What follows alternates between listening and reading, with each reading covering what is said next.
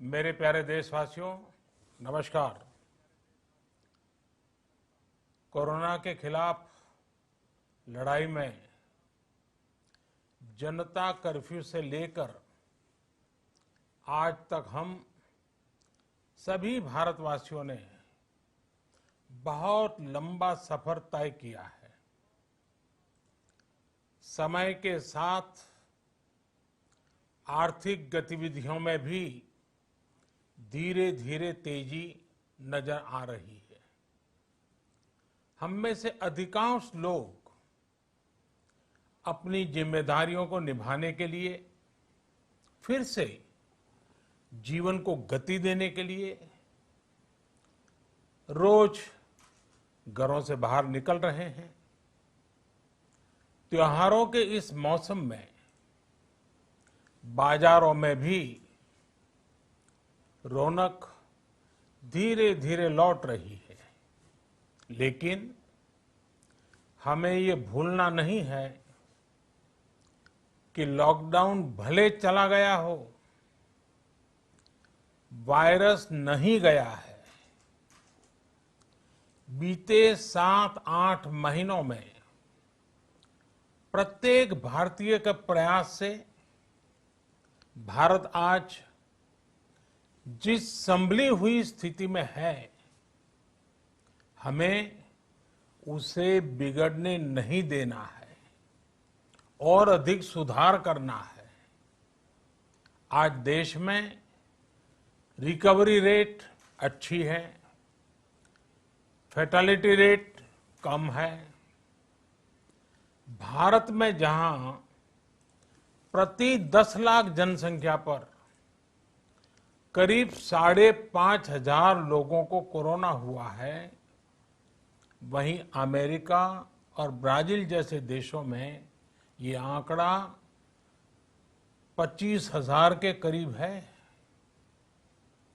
भारत में प्रति 10 लाख लोगों में मृत्यु दर 83 है, जबकि अमेरिका, ब्राजील, स्पेन, ब्रिटेन जैसे अनेक देशों में ये आंकड़ा 600 के पार है।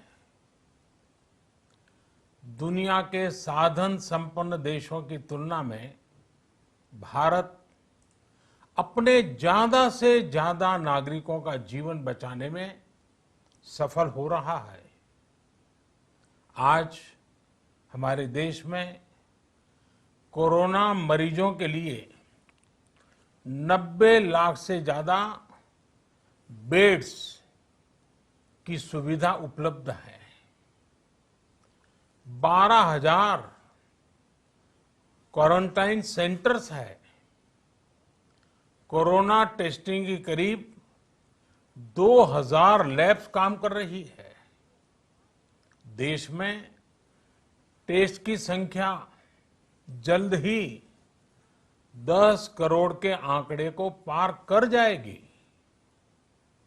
कोविड महामारी के खिलाफ लड़ाई में टेस्ट की बढ़ती संख्या हमारी एक बड़ी ताकत रही है।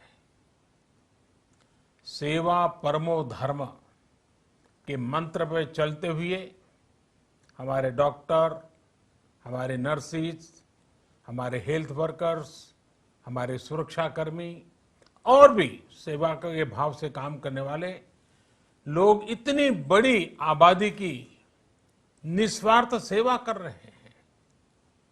इन सभी प्रयासों के बीच ये समय लापरवाह होने का नहीं है। ये समय ये मान लेने का नहीं है कि कोरोना चला गया या फिर अब कोरोना से कोई खतरा नहीं है। हाल के दिनों में हम सब ने बहुत सी तस्वीरें, वीडियो देखे हैं जिनमें साफ दिखता है कि कई लोगों ने अब सावधानी बरतना या तो बंद कर दिया है या बहुत ढिलाई ले आए हैं। ये बिल्कुल ठीक नहीं है। अगर आप लापरवाही बरत रहे हैं, बिना मास्क के बाहर निकल रहे हैं, तो आप अपने आप को, अपने परिवार को, अपने परिवार के बच्चों को, बुजुर्गों को उतने ही बड़े संकट में डाल रहे हैं। आप ध्यान रखिए, आज अमेरिका हो या फिर यूरोप के दूसरे देश, इन देशों में कोरोना के मामले कम हो रहे थे, लेकिन अचानक से फिर से बढ़ने लगे हैं और चिंताजनक वृद्धि हो रही है। साथियों, संत कबीरदास जी ने कहा है, पक्की खेती देख के गर्व किया किसान, अजहू जोला बहुत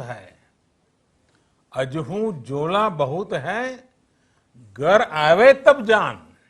अर्थात कई बार हम पकी हुई फसल देखकर ही अति आत्मविश्वास से भर जाते हैं कि अब तो काम हो गया, लेकिन जब तक फसल घर न आ जाए तब तक काम पूरा नहीं मानना चाहिए।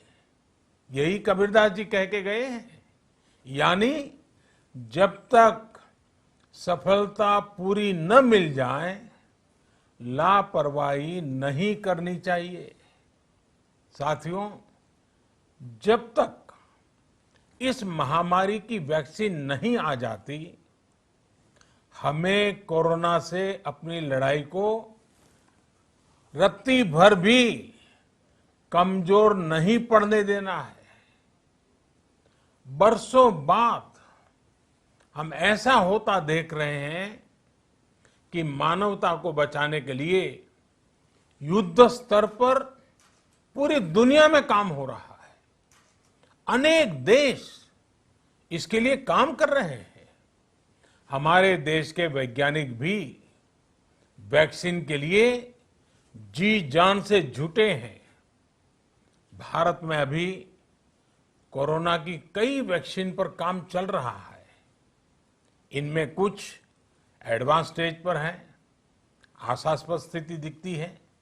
साथियों, कोरोना की वैक्सीन जब भी आएगी, वो जल्द से जल्द प्रत्येक भारतीय तक कैसे पहुंचे, इसके लिए भी सरकार की तैयारी जारी है।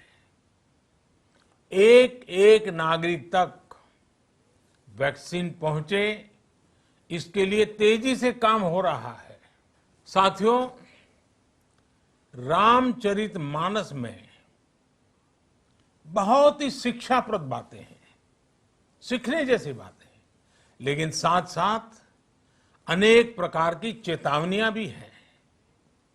जैसे रामचरितमानस में बहुत बड़ी बात कही गई है, रिपु रुज पावक पाप, रिपु रुज पावक पाप, प्रभु अहि गनीय न छोट करी। अर्थात आग, शत्रु, पाप यानी कि गलती और बीमारी, इन्हें कभी छोटा नहीं समझना चाहिए। जब तक इनका पूरा इलाज न हो जाए, इन्हें हल्के में नहीं लेना चाहिए। इसलिए याद रखिए, जब तक दवाई नहीं, तब तक ढिलाई नहीं। त्योहारों का समय हमारे जीवन में खुशियों का समय है, उल्लास का समय है। एक कठिन समय से निकलकर हम आगे बढ़ रहे हैं। थोड़ी सी लापरवाही हमारी गति को रोक सकती है, हमारी खुशियों को धूमिल कर सकती है। जीवन की जिम्मेदारियों को निभाना और सतर्कता, ये दोनों साथ साथ चलेंगे, तभी जीवन में खुशियां बनी रहेगी। 2 गज की दूरी, समय समय पर साबुन से हाथ धुलना और मास्क लगाना, इसका ध्यान रखिए। और मैं आप सबसे करबद्ध प्रार्थना करता हूं, आपको मैं सुरक्षित देखना चाहता हूं, आपके परिवार को सुखी देना चाहता हूं। ये त्योहार आपके जीवन में उत्साह और उमंग भरे, ऐसा वातावरण चाहता हूं।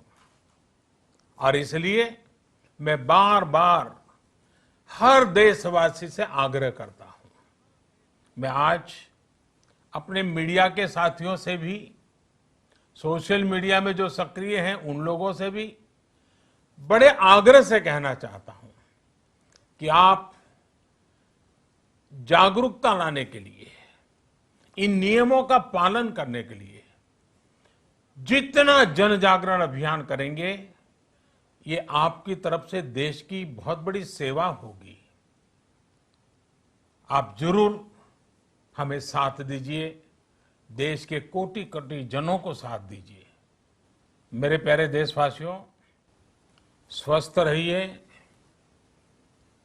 तेज गति से आगे बढ़िए और हम सब मिलकर के देश को भी आगे बढ़ाएं।